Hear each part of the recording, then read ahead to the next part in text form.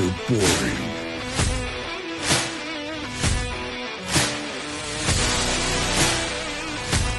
Where you can feast with the nectar of the gods.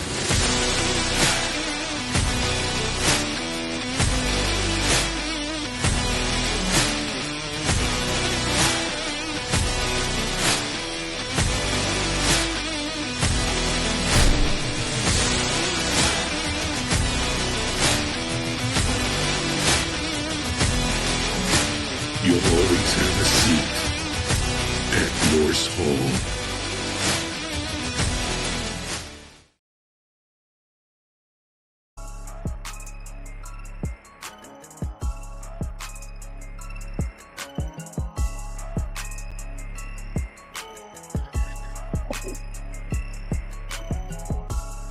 Welcome everybody to Top Dog Coverage, where you get your news, injuries, fantasy, everything, draft day stuff, everything you could possibly imagine, and the new people coming in is exactly what we're doing right now. We're about to talk about NFL Draft Day 1, NFL Draft Day 2 we already talked about, and now we are going to be talking about NFL Draft Day 3.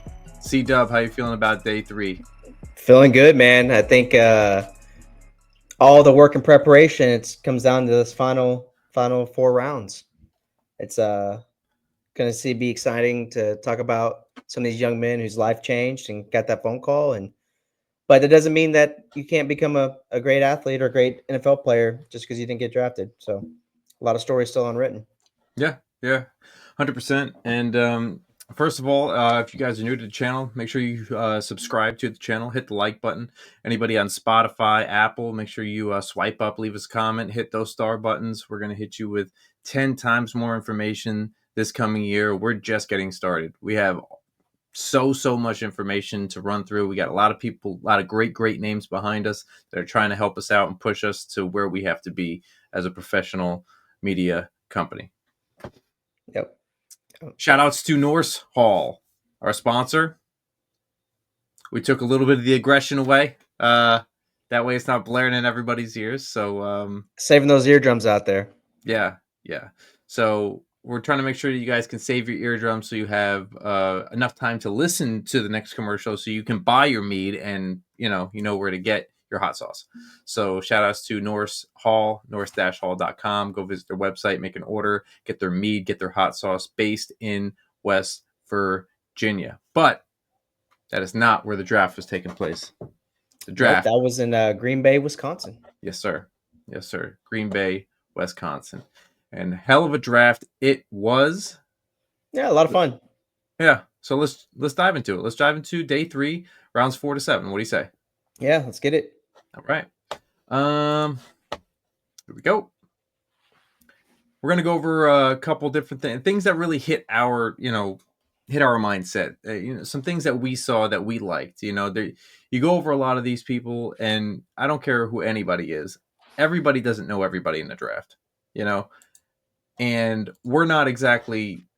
We know some people. You know what I mean? We know a lot about a lot of different players, but once you start to get to 4, 5, 6, 7, it becomes a little bit more like, who are these people?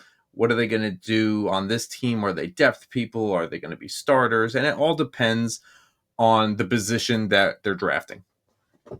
Yeah, I think it's you want to take a lot of chances on more traits rather than specific production. It's a lot of projection. What can this player be potentially in this scheme or that scheme? And does he have an athletic trait that sticks out? Maybe it's speed, strength, agility. But you want to look more for traits at this point in the draft, just to throw some darts and hopefully they hit. Yeah. With that being said, you want to start off with a really good running back that was drafted in round 4 by the Giants? Yeah. The name that kind of sticks out was Cam Skattebo. Have you ever heard the term bull in a china shop? I have. Yeah, that is Cam Skattebo to a T, right? He's 5'9", 219 pounds, battering ram. He's not the fastest guy, but he refuses to go down on first contact. If you watched any of the college football playoff, he put his entire heart on the line, and he was just a monster out there. I think he's got good quickness. He can do everything. He can catch the ball. He's a good pass protector. He can even throw the ball in some wildcat situations. But the Giants got a downhill, gritty running back that's going to run through you. Yeah, I think him paired up with Tyrone Tracy over there too. That's going to be a problem for people. Yeah, it's a great 1-2 punch. Yeah, So I'm sure Giants fans are ecstatic. I mean, I would be. yeah, I think we both had an eye on him. I mean, you've got 30 running backs over there, so but it'd been a great compliment to add him to the New Orleans backfield. But I think it's also a great situation for him. They're going to want to rely on that run game with Russell Wilson and Jameis over there. So Yeah, I moving down the board a little bit. At pick 108 in round 4. The Las Vegas Raiders took Dante Thornton Jr. from Tennessee, the wide receiver, and they went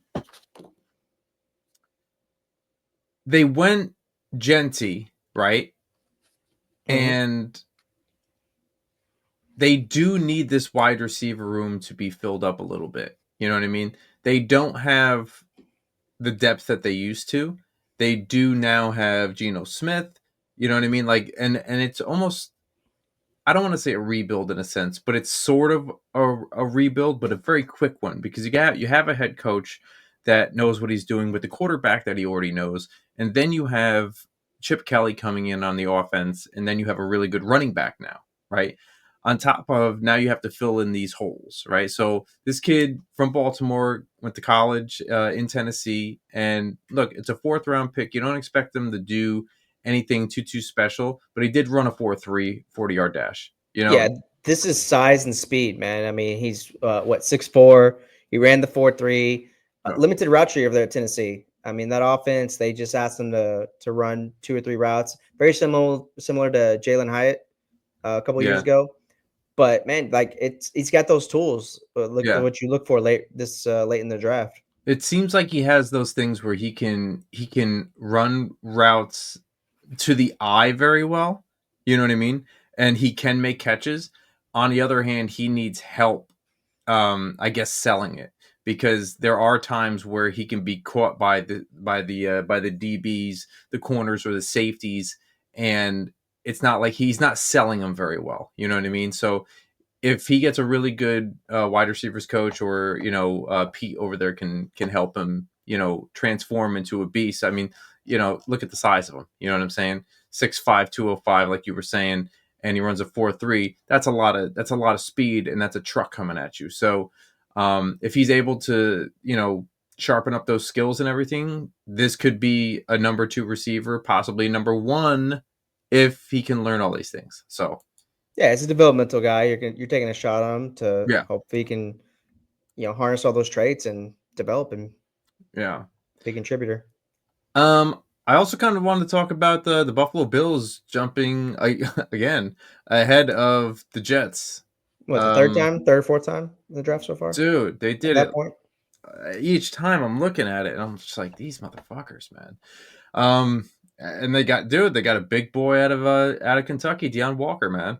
And I think the Jets may or may not have taken a defensive tackle. I'm not sure if it was going to be him, but the size of this kid, you know what I mean? 6'7", 331, and he's a guy that's going to stuff the run. He's going to make it really, really hard for you to run with a wall. You know what I mean? Unless you have a really good offensive line, you know what I mean? What are you going to do with a guy that's 6'7", 330 pounds? Yeah, didn't he have some sort of back injury, or was there something along those lines? Oh, did he? I don't know. Let's see if it says anything here. I don't remember if it was Walker or if it was a different player. There was some big DT that the Bills took that I think dealt with a back injury last year, and I know it took him about a year to kind of recover. And yeah. Well, I mean, the good thing about that, I mean, if that is the case, that he's hurt all the time, it seems like he does have a high motor, but for a short period of time. So they're only going to really use him in packages. It seems like he can't really last a full game, so they'll utilize him in certain packages and doing what they have to do, because he gets gassed out. Yeah, So and then I think Buffalo, they're looking to add size to that defensive line group. yeah, yeah. I mean, again, I'll keep saying it. Perfect draft to do it. You know what I mean? So, Hmm. and then the Jets pick, and Jets came in and at 110 got Arian Smith, wide receiver from Georgia. Um, Speedster. yeah, speedster, 6 foot, good size. 179. Could use a little bit of weight on him, but smaller hands, 9 inches. 4.36, baby. You know what I mean?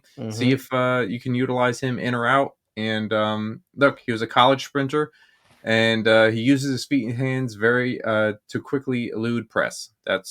I like these strengths right here where it says that, meaning he can get around the corner if it's press. You know what I mean? And he can go under, go over, whatever it needs to be.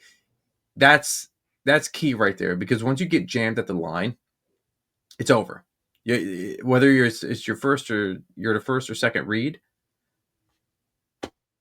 you're no Yeah, longer a read. You know what I mean? So, but creates yeah, big play opportunities for accurate passers on deep throws. Okay, so if you have a really good quarterback, he's going to make sure that you know he'll get the ball and he'll make plays. So we'll see how that goes. We'll see. The Jets definitely need depth, because at the end of this year, there's nobody else on the wide receiver depth chart.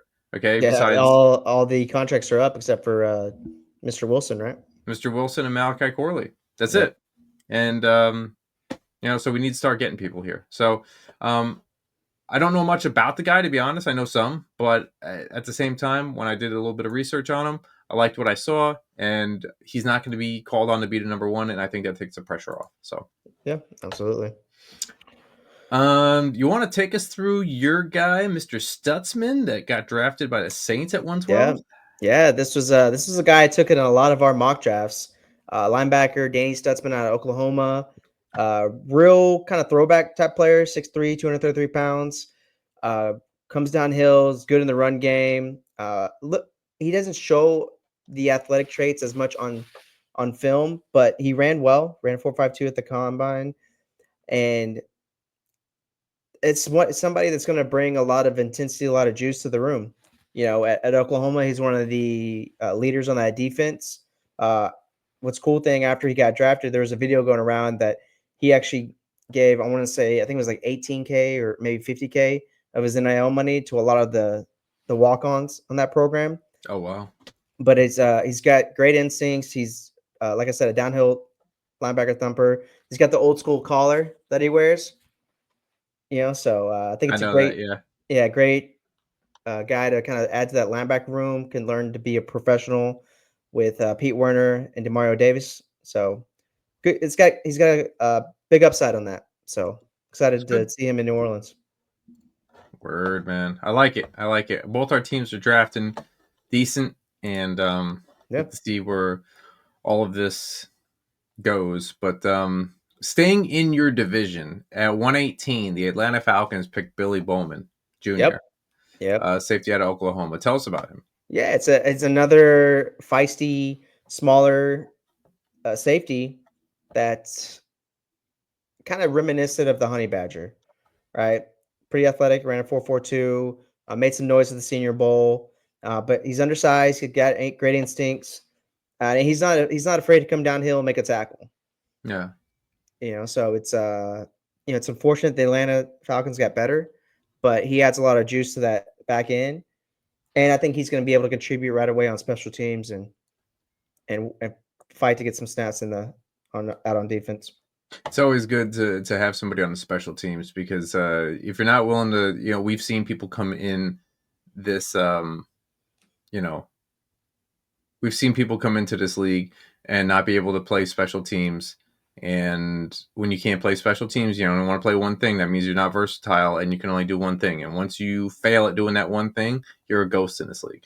Yeah, yeah, and you've also seen a lot of careers take off because they're willing to grind on special teams and earn those snaps either on offense or defense. So Yeah.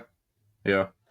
Going down to pick 119 with the Cincinnati Bengals. I think this is a great pick for them. Barrett Carter. They needed help on the defense tremendously, And I think getting this kind of linebacker in that room does that. He's not, not for nothing. He's not really the guy that's gonna, take a hold of the entire defense. But I will say that he is all over the field. Okay, this kid, he has range. He knows how to go from one side of the field to the other. He's twitchy. You want him in a blitz coverage. My man is a great blitzer. Okay, if you need him to, kind of dial back a little bit, like say you're watching Jaden Daniels, you know what I mean, and you need to make sure that he doesn't know anywhere. He's a great spy. So there's so many different aspects to his game that make him such a great player coming out of Clemson, and he always hits hard, is speedy to the ball, and he has a very good IQ for football. So sometimes with that though, you can get a little bit overzealous and impatient, and that's kind of his downfall at times. But other than that, I think this is a great pick for them. Yeah, absolutely. Let's go down to, what do you say we can go down to David Walker, 121 Buccaneers? Okay. Yeah. So I like that the Tampa Bay Buccaneers are still picking people in the 4th round as edge, okay, because you got a great head coach, 6'1", 263, 40-yard dash is like 4.7, but they get coached well over there. So you can pick any guy on defense to go to a Todd Bowles defense, and he's probably going to be coached very, very well. If he doesn't get it, it's usually not the coach. It's always the player. So this guy was in a great second team all great American conferences. He led the team with 19.5 TFLs, 8 sacks, started 11 games. Those are, these are really, really good numbers. These are the kind of things that are going to keep the Bucs in contention. You know what I mean? Not to stack up on your division there, bud, but yeah, no. But I think one thing with David Walker is he's coming from the FCS, so it's a big jump to the NFL, right? It is, yes. But when you look at guys that are coming from the FCS, you want to know and you want to see, did they dominate in their division? Did they bully up? Did they dominate and take over games within their? And I think this is a player that did. I think he's got a lot of those tools, a lot of those traits. He's been productive, so it'd be really interesting to see how he fits into that defense, and I think he could provide some extra juice over there. Word. I like it. I like it a lot. Let's move down to Jack Sawyer, getting picked by the Steelers at 123. You want to tell us about Jack Sawyer? Yeah, Jack Sawyer, the hero. The hero. College football champion, right? He's got great size. He's a feisty competitor, really productive during his career at Ohio State. I think it's just another big-bodied edge that you can add to that defensive rotation with Highsmith and TJ Watt over there. I believe TJ Watt is in the last year of his contract, so I'm sure they'll get a deal done or whatnot. But this is a great guy that can come in, learn from these great pass rushers, and add to the rotation and probably make some noise for the Steelers. Yeah. Yeah. Big old body too. You know what I mean? Just 6'4", 260. He can make some noise coming off that edge. Yep. And hey, the Steelers have been successful doing this kind of stuff, drafting these kind of players. Yep. Very Steelersy pick. For sure. Yeah. You definitely say that again. Let's do go down to kind of want to go ahead. I'll say let's go to your Jets. My Jets, yeah. I was gonna say I kind of want to go to my guys, but I don't want to sound conceited. Okay, so come on, feed it to us. Get slow down to Malachi Moore. Yeah, Malachi Moore, pick 130 by the Jets. I was very satisfied with this player or with this pick because we needed safety help because, again, like the wide receivers, we did not have many safeties on the back end. We got Tony Adams over there. And yes, I say we because I'm part of the goddamn team. Okay, so how long you been on the payroll? So pick 130, huh? You know what? I'm on their payroll because I give them money to sit down in the stands. Fair enough. So you've invested. So I'm invested and I'm vetted. Okay, hey, I ain't mad at it. That's fine. No, you're Suffering you're the Jets s- fan. you're the I got same you. over in Baton Rouge. Okay. Um. So yeah, Malachi Moore, dude, Alabama safety, 5'11", 196. Has a nasty grit to him, man. He was the team captain 2023, 2024. You don't get team captain in Alabama He's a for no leader. reason. He's a Yeah, leader for sure. yeah. And what is AG saying? We want good football players. Yeah, and I think That one thing specifically about Malachi Moore too is he played everywhere, not only on Saban's defense, but when they made the transition to their new head coach as well. And he was easily some of that could have transferred, whatever, but he stayed and he was one of those leaders that helped the transition from Saban on there. So it speaks to his character. Yeah, the good thing is that he has good angles. He knows how to track the ball and find it in deep coverages, so he's not taking those bad angles. And on top of that, when it says steps downhill and sets his edge when called on, means he's making his presence known, even with that small body. And the weird thing is that's known as one of his weaknesses. But if he's still setting the tone and he's letting himself be known on the field, even with the small body, then obviously it's not a weakness. So if that's the first weakness that you're going to say, that he has a small body, well, then obviously he's doing something right. So I think this is a great pick in the 4th round. And I'm, ready to get some more of it. So Yeah, he was productive in his time there. So I think let's go to pick 131, Quincy Riley, the cornerback out of Louisville, taken let's by do it. the New Orleans Saints. Yes, sir. This is a speedster. This is Tyler Shuck's teammate. He's got decent size, 5'11", 194. Um, fairly athletic. He had a pretty decent Senior Bowl. He won more matchups than he lost down there. But I Mm-hmm. think this is also a guy that can have a nose for a football, maybe potential returner as well. But very has high instincts. He can have some outside inside flexibility, potentially playing that slot or the outside corner spot. So it's some great depth that we added to the cornerback room since we traded Marshawn Lattimore. It's we got Yeah. Kool-Aid from last year's draft and Lante Taylor. So it's good to have another rotational piece on that back end of that defense. Yeah. I like that. I like this right here, where is high school sprinter with above average recovery speed. That is awesome when you have somebody Mhm. that knows how to run. Yeah, Not when you know how to run and you know how when to turn it on and turn it off. And when you have above average recovery speed, that's when your speed, not your quickness, but your speed is able to be turned on and turned off, and you know how to turn it on and know how to turn it off. Like, oh, okay, now I'm gonna go get it. And that's when you can actually take quickness and blend it in with speed. So people need to understand that sometimes that quickness, yeah, you could be going right now, but when you can control how fast you go and then take it down and you're still going fast and then speed it back up, and that is very talented. absolutely. So I like that kind of player. Yeah. And I think to close out round 4, the last person I kind of want to hit on is pick 136, receiver out of Stanford, Alec Ayomanor. Mm-hmm. So this guy, uh, if you want to see what his potential is, just throw on the game against Colorado where he terrorized Travis Hunter. But he's got good size, 6'2", 206. Canadian player as well, but he ran a 4.44, so he's got the deep speed. Just kind of inconsistent hands, but he can make some of those spectacular catches, Yeah. especially contested catches. He knows how to use his frame to get open. But I think it's a great receiver to add to that room for Cam Ward. He's got all the tools. Yeah.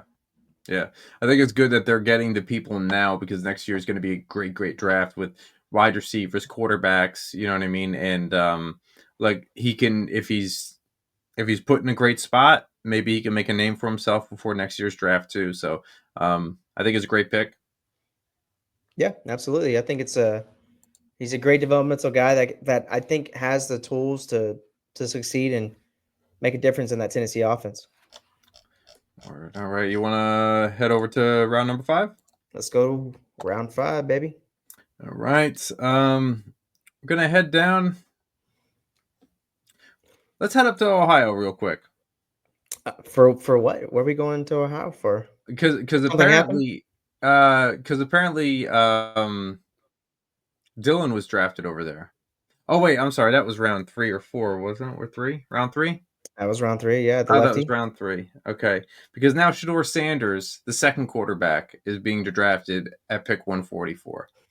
Any thoughts on this, Whisk? Yeah, I my thought is, I think this directly came from the owner. Did you see the video of when he got drafted? No, I did not. So they showed GM and head coach, and they were about as excited and fired up as Plank from Ed, Ed, and Eddie. Wow. They had no emotion on their face. They were just. So that tells me it was a direct call from the owner. Haslam said, "Hey, I want this. I want him on our team. Draft Sanders here." Ticket sales.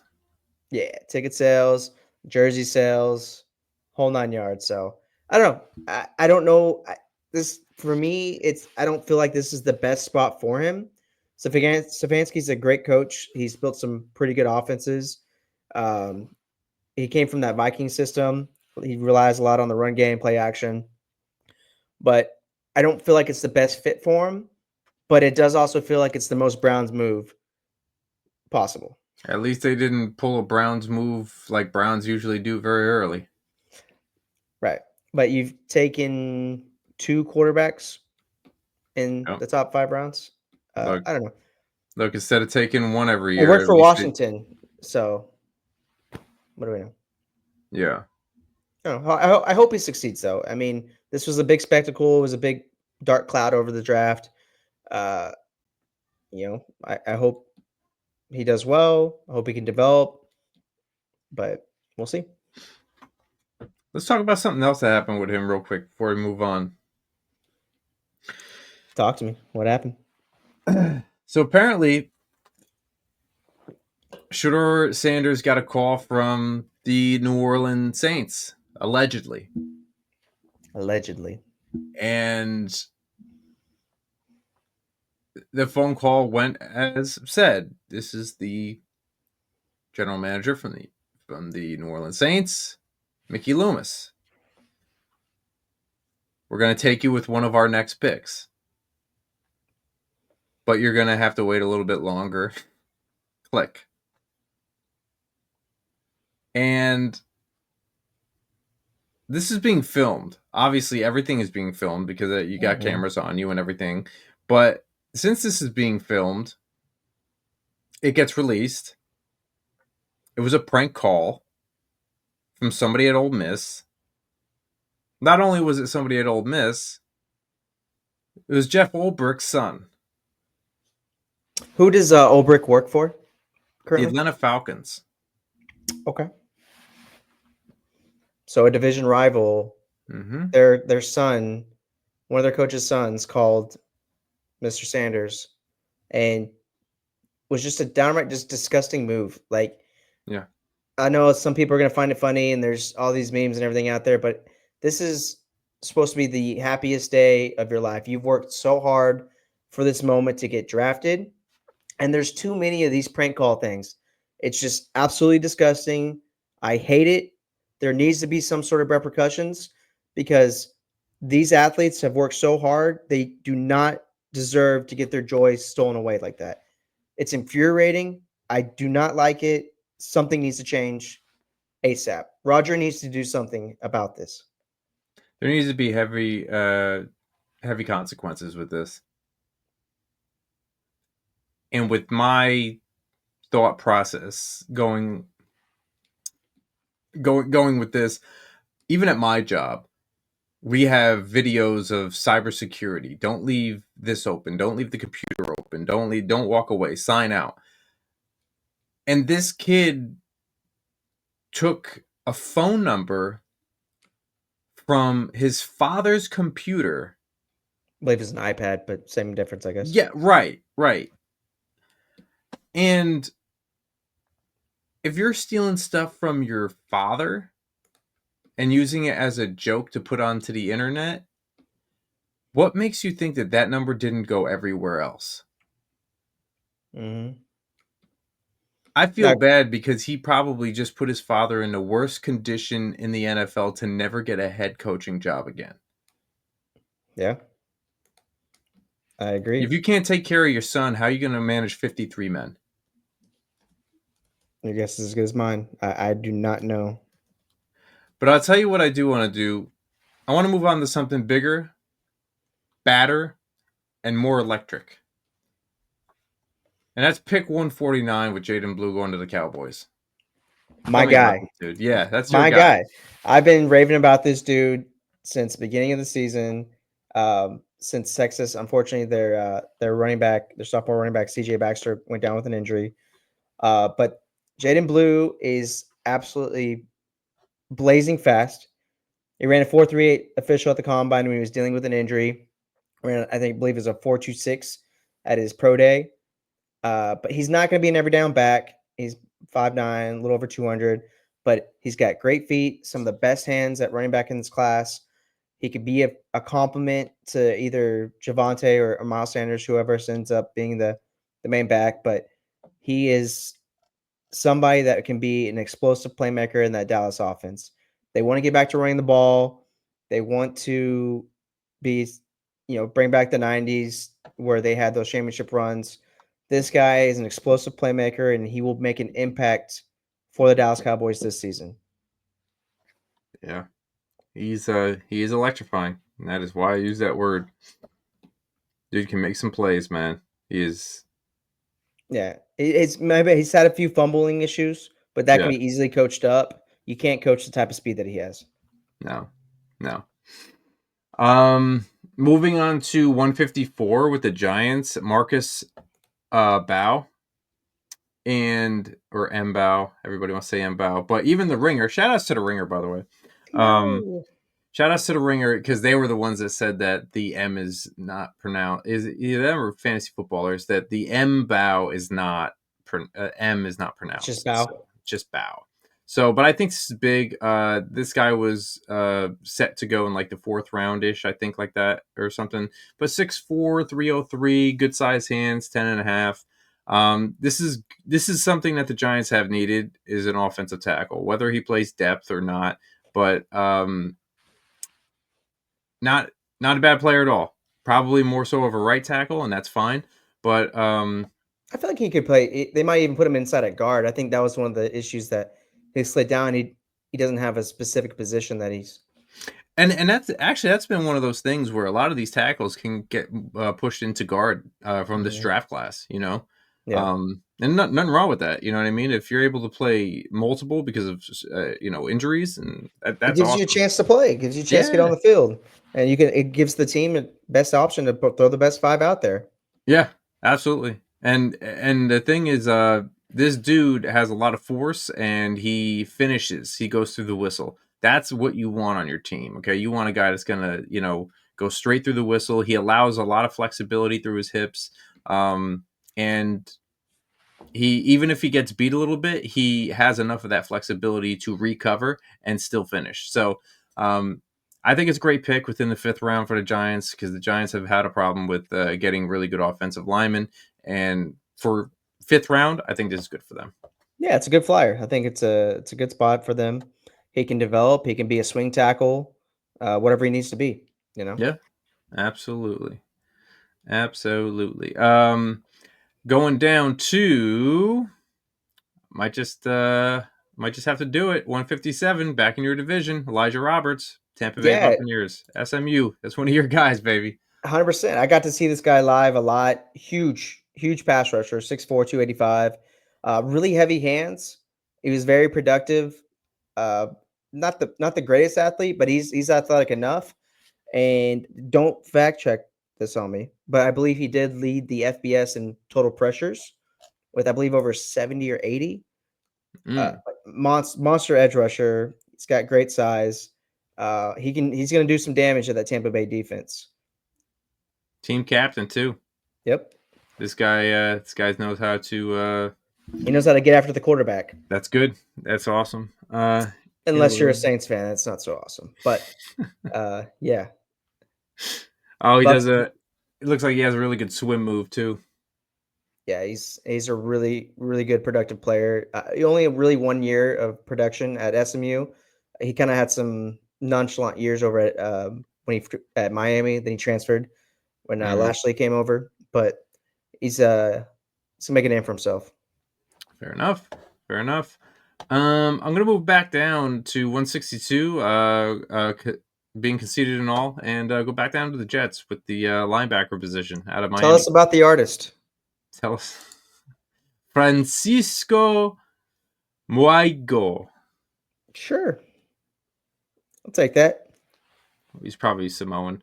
Actually, it looks like Actually, it's exactly what he is. Ili Hey, American Samoa Senior. Perfect. there we go. Look at There it that. is. That's a home run 6'2". right there. Yeah, man. 6'2", 233. Look, I'm telling you right now, man. These dudes do not Tell quit. me. Okay, they hit hard. They put in the work. Whether it's frontliners, linebackers, anybody who is Samoan, Special Hawaiian, teams demon, dude. bro. He's These gonna dudes. make. We're gonna see some highlight hits on some either punt return, kickoff, something. Yeah, yeah, he's gonna be working in he's gonna be able to make his way through special teams and stuff like that. But one of his strengths that I read here is said that he's built like a banger inside. Like that's wild. I Okay, don't know how that makes me feel, but sign me up. that's It probably sounds cool. I think we know how it makes AG feel. He reads the blocking schemes and shoots downhill into the soft spots. So as soon as he reads it, he makes sure that he's there. Okay, he has a nose for the football, and he makes plays all over the field, and he can play on special teams in the groupings, and that's exactly what you want. Again, we'll say it again: if you can play on special teams, then you're versatile. You're a team player, So he's very patient, and he doesn't drift into the blocks unnecessarily, so meaning he actually knows how to read the field, get around traffic, and such like that. But sometimes he has some heavy feet, so he's going to have to lift those knees a little bit more in the NFL, and get a little bit more speed. And we'll see how that goes. He's a below average body control for the open field tacklers, so it's kind of like they might boost him up a little bit. You know what I mean? A little bit more weight, and see how hard he hits. So. Yeah. And I'm then excited. I'm excited to get another linebacker because there's a really, really good chance that Quincy Williams will probably not be here, even possibly at the end of the season, depending on how this season goes, because it's the end of his contract. He has clearly overvalued his or played over his contract. He's only getting paid $6 million this year. It's the end of a 3-year contract, and he's made the Pro Bowl twice. So, yeah. he's not holding out, but he could if he really wanted to. We'll He see how said, it open goes. the checkbook. Open Yeah. checkbook. And I want to go a little off script here. I want to talk about pick 171. Mhm. The Detroit Lions took guard Miles Frazier out of LSU. Yep. Very versatile offensive lineman. He's got great size. He's not a great athlete, Mhm. but I believe he played 4 different positions while at the offensive line at LSU, Okay. from tackle, inside the guard. So it gives him a really versatile player that doesn't have great athleticism, but he's an experienced guard. He'll play inside, adds to that offensive line up Yeah. there that, Dan Campbell likes to have some great big uglies.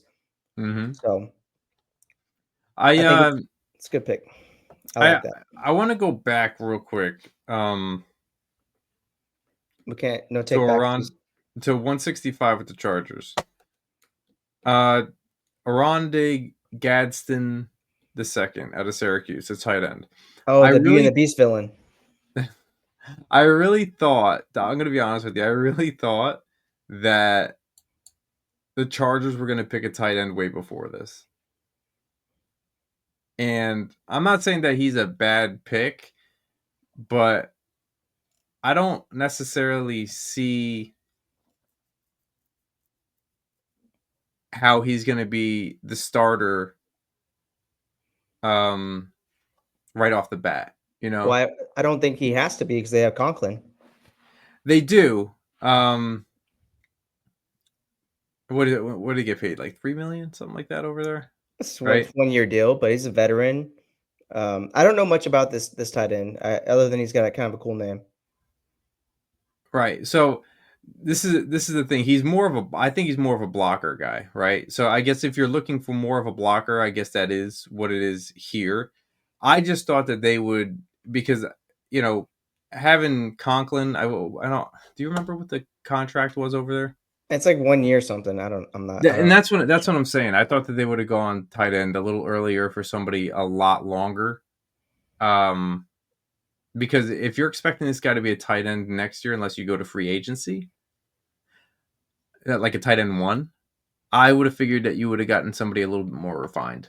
He's more of a blocking guy here, but That's how Conklin started his career out too, doesn't it? Wasn't he more of a blocker than receiving threat? at the Vikings too, I think, right? I mean, Mhm. hey, I think you're on a good coach team, Yep. so anything could happen. So let's see how he goes, and I just thought that they would have done it before then, but it's an interesting pick at that point. But Yeah. let's And move on down to tell me about him. Tyler Tell me Barron, about your baby. guy. The end of round, what were we, 5? Yeah. The Yep. end of round 5, 176, the Jets picked an edge from Miami, another Miami guy. Okay. Tyler Barron. And 6'5", 258, coming off the edge. Not not a bad speed, 4.62. Yeah, at almost 260 pounds. Yeah, Pretty 270 athletic. coming up. If you want to play in the NFL, add a little bit more weight there. Mhm. So he has the NFL size, versatile, standing up, going down, whatever he wants to do. He can come out of 3-point stance. He has very low pads and a forward lean, which means he can get under you. That is key to get past some of these guys. So you can put more pressure. So that can actually make it look like you have more speed sometimes, even when you don't. So he's slipper on the upper half, and it allows him to slide around blocks. So that's what's going to close the pocket a lot more, or put pressure to I guess scheme a quarterback out of the pocket so that you can fill those gaps with how you want to utilize these kind of guys. So obviously he has some things to work on. You know what I mean? He gets beaten by the backside zone blocks and such like that. So he's going to have a little bit more of awareness in the NFL, but I think it's a good pick to add to this So you edge group. you said he has more of that forward lean. Yeah. So would you say that he could lean with it and rock with it? Would it rock with it? Yes. All right. I do. Yeah. Great pick. Specifically. And I appreciate the reference, sir. Let's go to round 6, man. Let's go to round 6. Let's do it. All right. You want to go down to 179 down in South Beach? Let's go to South Beach, man. Who All who right, doesn't love Miami, right? They took running back out of Oklahoma State, Ollie Gordon II. Uh, this is hometown boy. yeah, so he's from Fort Worth, but he's got great size. He a guy that if he would have came out of the and declared for the draft maybe a year or two ago, he probably would have been a higher pick. But he didn't test very well. But what I see when I'm watching him is very Le'Veon Bell esque. He's Okay. got he's got great vision. He's got great feet. So I think he's going to do very well in that Miami scheme with McDaniel. Okay. And one thing too, he had some well needed size to that Miami back. I mean, because you got Achan over there, Mm-hmm. who's a little bit smaller. He dealt with some injuries. You add some size. He's a bigger back. He can take some of those carries away and allow him to be special. So Fair enough. They're always going to be. I mean, that's a run first team over there. So it should be. You got to protect Tua. yep. Let's go down to Las Vegas Raiders at 180 with JJ Pegues, defensive tackle out of Mississippi. Good sized chunky boy at 6'2.5", 309 pounds. Running a 5.15, 40-yard dash. Okay, this is a guy that you're going to put on that defensive on that defensive line. And he is a big dude you're going to have to move when he's coming at you. You're going to have to redirect him at one point or another or double team him. Okay, he's a big body dude. Okay, he can play multiple spots on that defensive line, and his hands and his feet are both very, very quick, and he can swim move you and move you out of the way and or have a little bend to do it. Okay. He has a very good stutter step, which can make you, for a big boy like that, if he can stutter step and then get you out of the way with the swim move, he can be a problem. So, depending on how he's coached over there with the Raiders and good old Pete, see how it goes over there, Yeah. So it's Yeah, he definitely adds some more juice to that defensive line over there. yeah. Quick note, I don't know what the Philadelphia Eagles are going to do with Kyle McCord, but I don't know. Well, they're drafting him. Yeah, they're drafting him.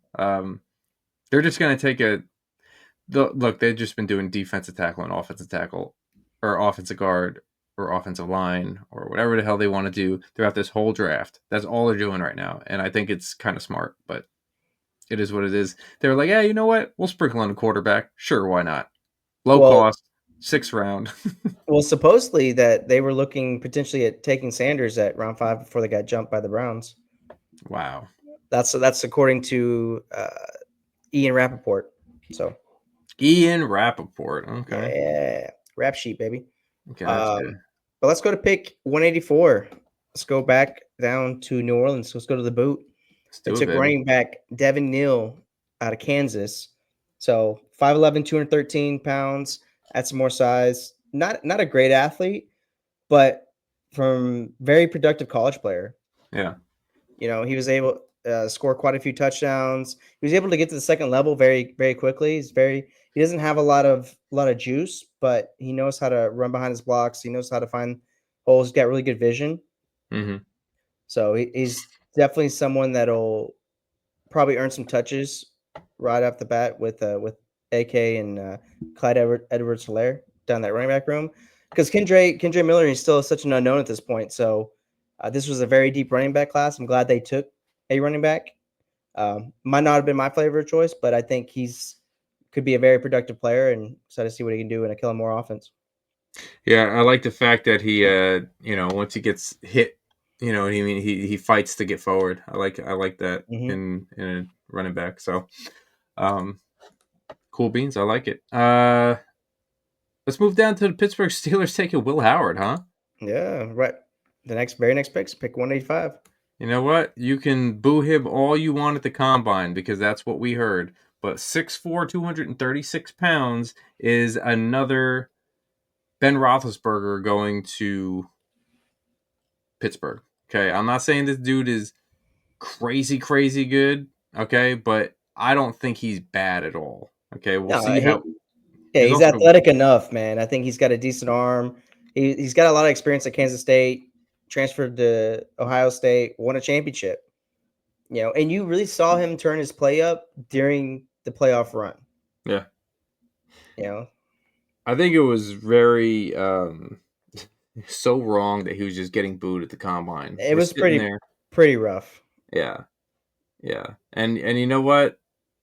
He's going to be in a spot with a great coach, and you could boo him all you want, but when he's running past your defensive line, because he does not mind being mobile. And that's crazy watching that dude run because he's going to take people with him. Yeah, he's big body. I think he could definitely develop and might be a potential spot starter because right now, I mean, that quarterback room in Pittsburgh, and would you consider him technically penciled in as the starter since Rodgers hasn't officially signed? I mean, who do you got over there? Rudolph? Mason Rudolph, yeah. That's it, right? Yeah, and I'd rather take a flyer to see what we can get out of Howard than run it with Rudolph. I'm not trying to play no reindeer games. Well, speaking of playing games, let's go on to the next pick with 187. Houston Texans. Shout out to Luis. Picking up a really good safety out of Penn State here, man. Jalen Reed. 6 foot, 211, 4.49 40-yard dash. Not good bad. Size. Yeah. 2024, he was a second all-team Big Ten, led the team with 98 tackles. Not bad. Started all 16 games, staying healthy. He's a really, really well-built player with strength to play down low, which is very, very good. That means you can play back, you can play forward. He has very good instincts. He does a really, really good job of slipping the blocks and to find work as a tackler. So if you can get a really good tackler as a safety, knows how to make the reads, knows how to play up, down, all around, put your right hand in, take your right hand out, and, you shake it all All about, right. Oh, there we go. There we go. There it is. And he's an effective add-on run defender in the box. That is important. This kid has a really good chance to shine over there in Houston with D'Amico Ryan. He sounds like a D'Amico guy for sure. Yeah, 100%. 100%. No shock here. Eagles going after an offensive tackle at 191. Again, I told you they're going to be doing defensive tackle, offensive tackle, and straight from Michigan. What does Miles Hinton know how to do? He knows how to block, especially in cold weather. Michigan, that's where it happens. So, anybody else that we want to talk about? I'm trying to look at these. Yeah, you want to talk about pick 204 for the Dallas Cowboys. Good call. Good call. Johnny Cornelius. I was kind of go down. I didn't want to miss anybody, It's a Yeah. big list. I don't think people understand. This is a huge list. There's a ton of picks. Yeah, Johnny Cornelius. Everybody looked at him going maybe day 3 or day 2, possibly beginning of day 3. But the Cowboys, again, dipping back into the offensive line again from Oregon. Johnny Cornelius is a good sized body, 6'5", 310. Okay, and look, he starts mainly all of his games. Okay, so he's pretty good. He's an honorable mention, all Pac-12 conference guy.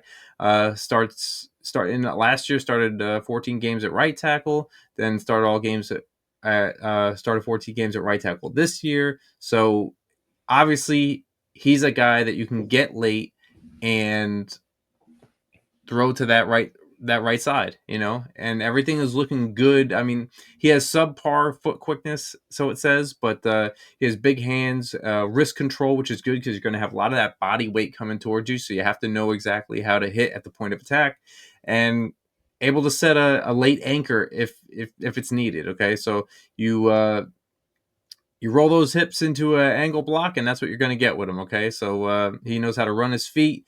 The long arms can buy him time when he's punching too. So he has very good length, and if they can get a really good coach for him over there and teach him how to, set the block for the run game, I think everything will be really good for him in the future. Yeah, I think he's a great depth piece for the Dallas offensive line over there. So yeah. Trying to see. I'm glad to see that the Carolina Panthers at 208 here are trying to get more wide receivers in there because they're still not really sure what's going to happen when Old Man Thielen is gone. So I'm excited to see that they're kind of still picking away at it. You know what I mean? yeah, he's really fast, quick player too. So adds just more juice to that room. Yeah. Do you want to talk about pick 215? Yeah, the Las Vegas Raiders, they took North Dakota State quarterback Cam Miller, 6'1", 210 pounds, fairly good athlete. He's a winning quarterback over there. So I know he's got the decent size. He's got a decent arm. But he's really good sound decision maker, and he can kind of help be that developmental guy to learn behind Geno because he's good at getting quickly through his progressions, Yeah. I like that he uses he's used mobile too if he doesn't see what if he doesn't see it, or he actually knows how to make those plays like, oh, we're doing this. Yeah, I know exactly how to run this. So he's a good scrambler. Like you could throw on some of his playoff games in the FCS against a big jump, but it's he knows how to take advantage of defenses. Yeah. Cool beans. And with that, Denver Broncos took a punter from Florida. Anyway, that's at the end of round 6. Let's go. Like, that punter has a huge leg. Like, he was booming them down to the Senior Bowl. Does he? So, yeah. So it's another weapon. I have seen Crawshaw. That's a nasty ass picture of him. He should change that. Australia, Foster's for beer. Okay. He got a huge leg. I like it. All right. I like how the weakness says average as a directional punter. Like, oh, okay. Yeah, that's right. Below average hang time by NFL standards. Okay. These are the things that the punters have to worry about. Specialist, baby. Yeah. 7. Yep. Final round.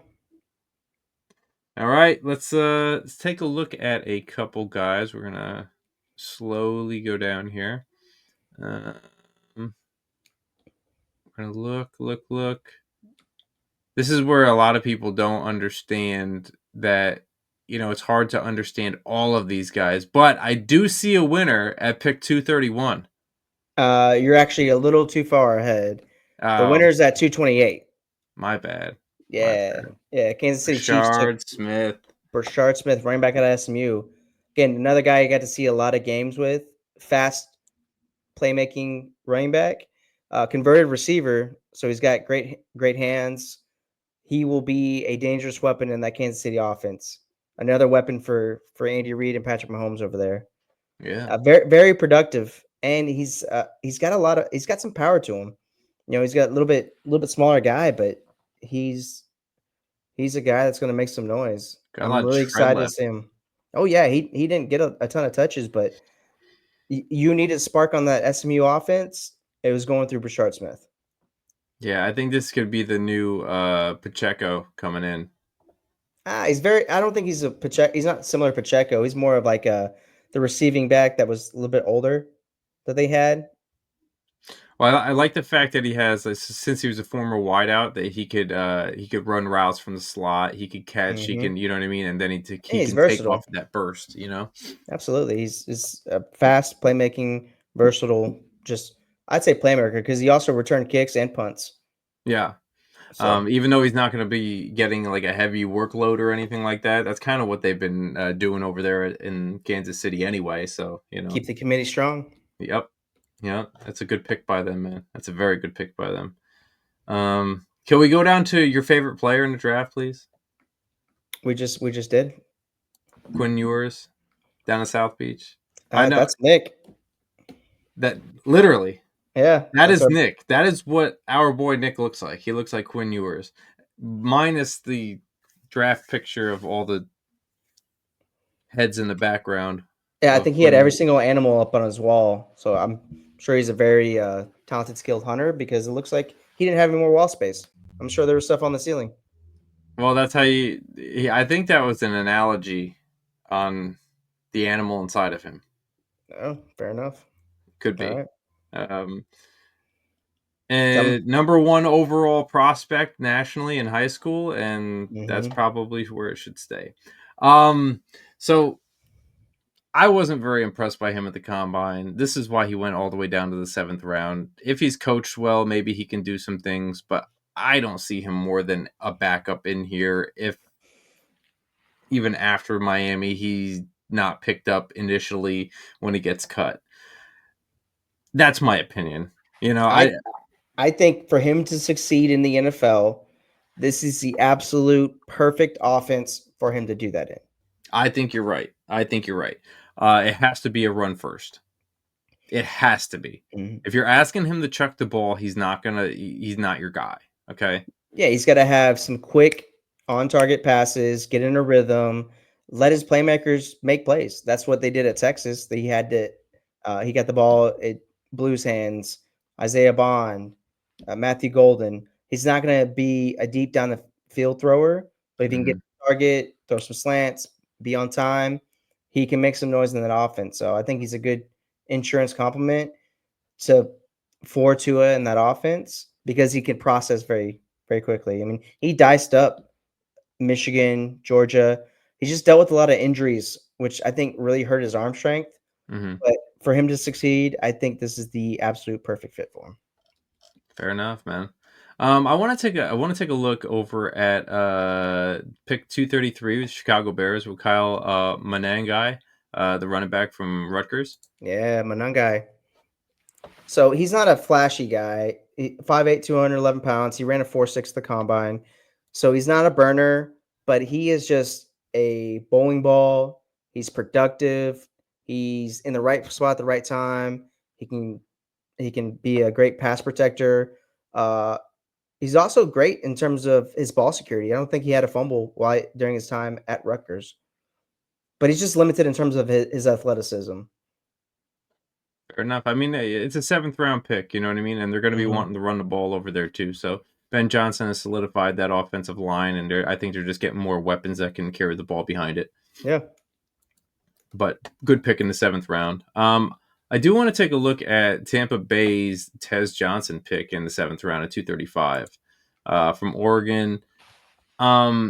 Did he fall? He's 5'10", 154, more of a slot guy, very, very small dude, but I'm guessing more of a special teams guy, ran a 4.51 at the combine. He plays a lot faster than what he timed at, but yeah. My thing is this. I could be off with this because we're never going to get everything correct, but did he fall this way all the way down because of character issues?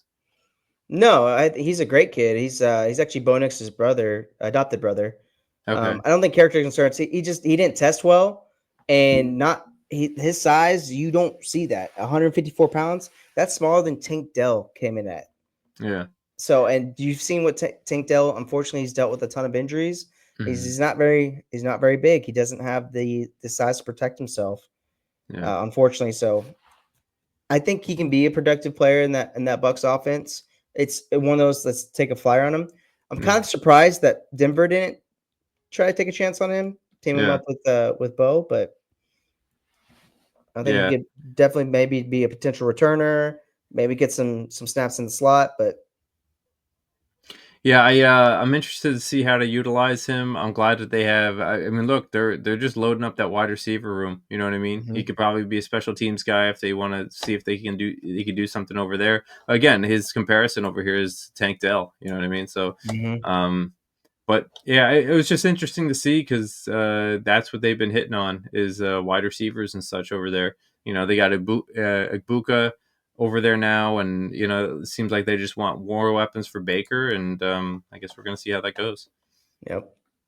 You want to talk about Ricky White over here? Yeah, Ricky White picked 238 of the Seattle Seahawks, receiver out of UNLV. Good size, 6'1", 184 pounds. Ran a 4.61, but he doesn't play that slow. He's a lot quicker, a lot faster in terms of his play speed. But he's also a great special teamer. He's blocked a ton of kicks. He's got a knack for finding the end zone.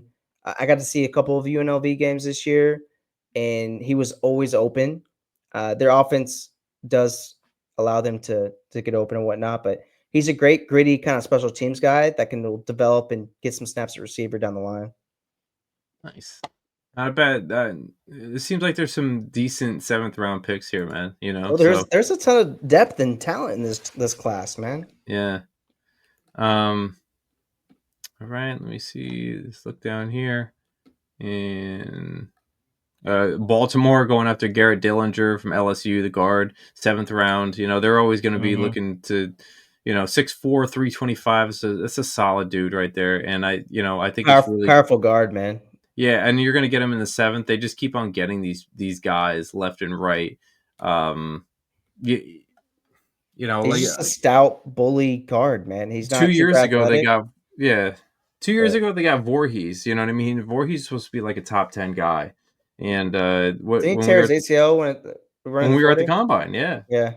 And it's just like And he still did the bench press after. What a stud! Did he? Yeah, yeah. I can see that. I guess that is a stud. Who would do that? Yeah. And then last one I want to talk about is 255 Luke Lachey. Hold on, before we go to 255. Yep. I do want to talk about 248. The Saints took tight end. Oh, my bad, dude. My bad. No, you're good. You're good. Saints took tight end Molokai Matabo out of UCLA. Huge body. He's not super athletic, 6'6", 260 pounds, ran 4.8. But he's just able to find the open space in terms of zones. You're not going to get much after the catch, but he knows how to use his size. Could be a great goal line threat, especially in the red zone, excuse me. But he just found a way to always kind of get open. We watched a little bit of his tape, you and I, and it just seems like he's always found a way to kind of get open, Yeah, and it's not like his his first step, his quickness is great, his speed isn't, right? And again, I always say this to people that ask, what's the difference between quickness and speed? You can be quick off the line, but that doesn't mean that you're going to have nasty speed to continue the rest of the route and beat your guys. So if you have the initial quickness, you're kind of creating that separation right off the block. And if your offense is there to make sure that you get you have quick reads, then this is the kind of the guy that you want. He works the middle and he secures, he secures the area of where all the traffic is. You know what I mean? And he'll know how to go around that or under that. So he's not bad with that, but he's kind of below average to, if you're asking for him to catch something and go beyond, go up and go get that ball. And at 6'6", I think some people should have that, but that's why he's a 7th round pick. Just take a flyer on him, add some size to that tight end room. Right. And you know what? Perfect system, Kellen Moore. Like, yeah, I bet he's not going to make it too hard for him. So, yeah. Didn't mean to skip you on that one. Good. And then we'll go down to 255, Luke Lachey, the tight end for Iowa. I think this is a good spot for them to fill in a couple gaps with tight ends here. 6'6", 251. Nothing crazy. This dude wasn't at the combine or nothing like that, but he's, he has build, he has length, he gives real good quality effort as a positional blocker in the zone, and they just got some more offensive linemen there, so this can kind of add to that a little bit just to make sure Stroud stays up. He does a really good job of bodying defenders on the contested catches, so he could actually leak out and possibly make some really, really good plays. They have not really had a solid tight end for a while. I'm not going to say he's going to be solid, but they do need some tight ends over there. So, in Houston, they've had some solid tight ends. The guy from Dallas that they signed, he's not a special athlete, but is it Dalton? No, Kincaid. Dalton Kincaid? No, not Dalton Kincaid. He was in Dallas and then he signed free agent. I down there. I mean, he doesn't get 2 or maybe 1 or 2 catches a game though. That's what he's been getting. Yeah, I don't think any of those tight ends really get too many catches down there. Yeah. It's gonna bother me in terms of I'm gonna look him up real quick while you're. Do your thing. Over, but you're good, man. But Iowa always has a history of them coming out with producing tight ends from George Kittle. You have the Lions tight end a couple years ago. So I think Iowa has a long history of those guys. So who knows? We'll see if we can develop. Yeah, I mean, we'll see what's going on. Again, the 7th rounders, if you're able to get somebody and they're able to contribute even right away, that's great. Or in the second year, I mean, it's awesome too, So, I mean, that was day 3 though. I mean, and it was Dalton Schultz, the tight end. Schultz, got it. I knew there was a Dalton in there somewhere. Yeah.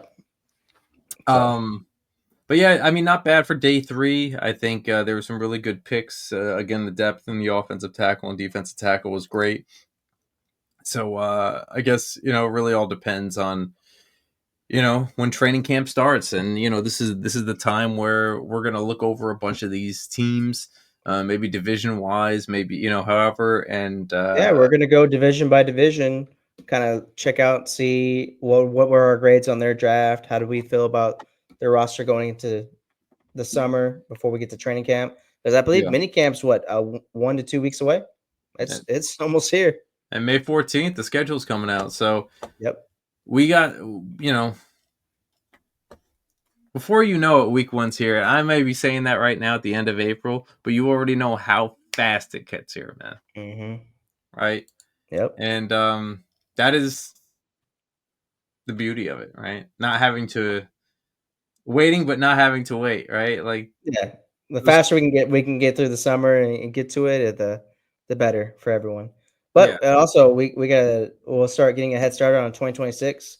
I know we got quite a few names already, so we'll add to our watch list and get it from there. Word. Well, it's been real. It's been fun. Just hasn't been real fun. Get out of here. Stories. All right, everybody, make sure you like, subscribe to the channel, share it with people, swipe up, leave comments, hit stars. We out. Peace.